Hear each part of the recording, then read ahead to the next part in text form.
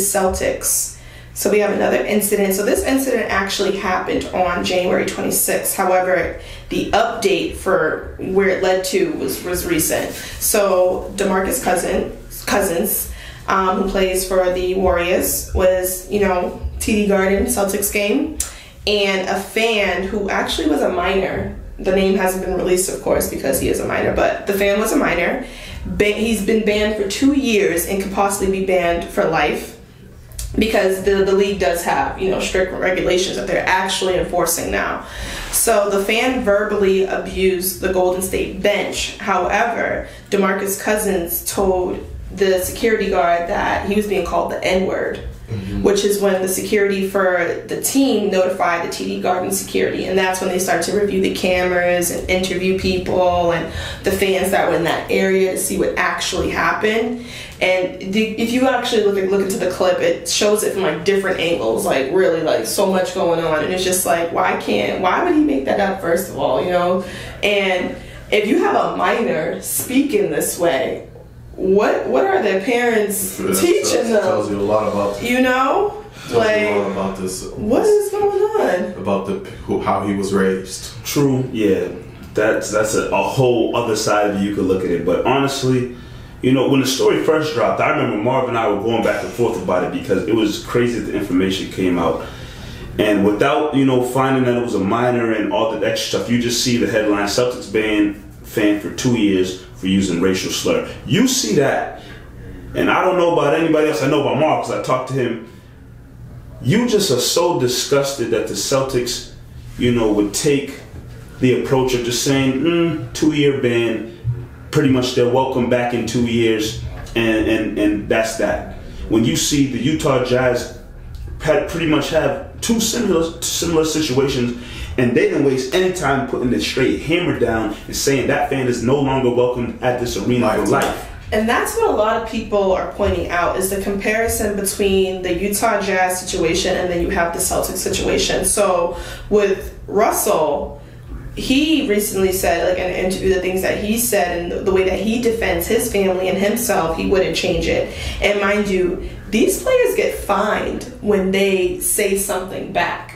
Russell Westbrook was fined $25,000 for his response to one of the fans, but he says he wouldn't change it. But then you have DeMarcus Cousins, who at first was a little similar to Russell Westbrook. So he says this has happened before. He said something, and when he says something back, he's the one who gets in trouble. Nothing's done about what's being said to him, and that's why he was beginning to get so frustrated. And he was actually fined 4 times for profanity against fans. When it's a response, someone triggers you, they keep hitting that button, you say something back, and then you're fined. So now that this has come out that this fan is being banned for 2 years, he's okay with how he handled the situation. He's not mad that he didn't say anything back and get fined again, which I can see where he's coming from. But the argument is that the league is kind of just now enforcing these type of rules and regulations on the fans. It was never that heavily enforced, according to DeMarcus Cousins, when he was saying something to the league and bringing it to their attention. The league, in a sense, the league has to do what they have to do with the player. Obviously,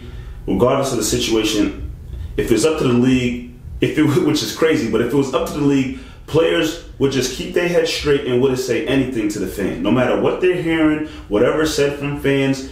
In a sense, it seems like the league doesn't want the players to say anything at all, which is unfortunate in a sense. Well, this is what DeMarcus Cousins said. He says that he reported to the league, and the league tells you to ignore it. But how many times can you ignore something like that? So being called the N-word, how many times can you ignore somebody behind you just calling you the N-word? Like I said, if you keep on nagging at it, yes, they're going to snap. They're going to turn around and they're going to lash out. That's what it's on the arena to take that next step towards the fan. If you have a player who can point out to the security guards around and saying that fan over there said X, Y, and Z, and I think going back to the Celtics and this the whole situation, there should be a zero tolerance. I agree. Zero tolerance stand when it comes to hearing racial slurs from the. Mark, what's our word? Root-a-boo? Root or boo? Is that root-a-boo? Zero tolerance. Or you booing. You can boo, you know, like, I'm like, whatever, you're cheering for your team. Right. But a lot of people are saying the Celtics definitely mishandled this whole thing, and I agree with They mishandled it. One, because this happened in January. Thank you. We found out in March. Yeah. Two,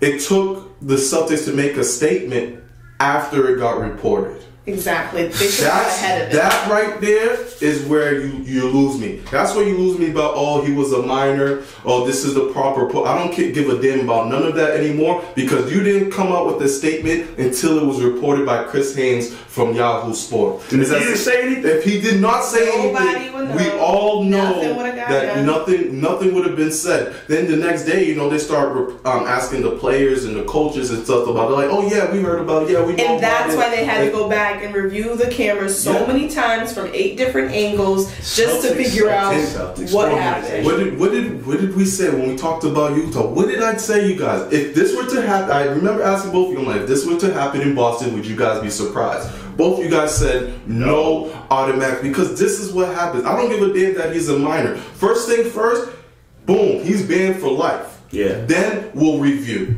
Then we'll do the interviews. We'll do everything else. But as of right now, he is banned for life. And I don't care. The kid is 8. What is he saying the N-word for? Where is he learning Where this? is he? So then you ban his folks. You ban whoever he came with. You're gonna have a little kid yelling the N-word. That's ridiculous. So the Celtics to mishandle that. And Mike, like you said, we were up to what, midnight, 1 o'clock in the morning, talking like, what? What is you this? know, I see it as a situation where the players come to the arena. They are focused on the game, their teammates, the game plan, the defensive schemes, offense. The players, they may have family and friends in the stands, but at the end of the day, I don't think the players are necessarily keyed in on fans booing or cheering. They hear it, but I think they have tunnel vision in a sense where, let me come play the best basketball I can to help my team have success. If a player has to stop in turn, I don't care if it's DeMarcus Cousins or somebody who sits in the end of the bench who doesn't play, it doesn't matter who it is. If a player has to take their time to turn to the security guards to say, I'm hearing X, Y, and Z, like I said, it should be a zero tolerance thing. So it's confusing to me as to why the Celtics need to say, well, let me see this camera, and let me see this camera, and let me ask this person. As soon as a player that is making all the money for you guys, the fans are paying the money to come see these players play, and the league is getting money off these players playing some of the best basketball in their lives. If a player has to turn and say that they're hearing X, Y, and Z from that fan sitting right over there and they can point them out, it should be, oh yeah, he said that, bye. Bye. That's it. Automatically. That's it. Hands down.